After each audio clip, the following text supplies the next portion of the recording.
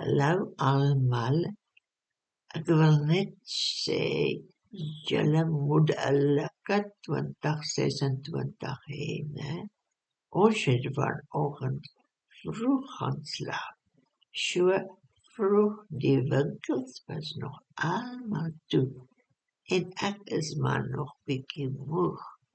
Ek sê vir Tini, ons moet huis toe gaan, maar hy sê toe, ons is by ons huis. Ek het skool vergeet, ek was by my eie huis. Ek sien ook dat iemand my ouma boks gekry het. Net 'n leeg boks daar vir my.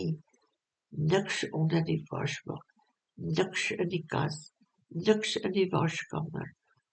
As ek daai een kry, klap ek sy pad aan die brand.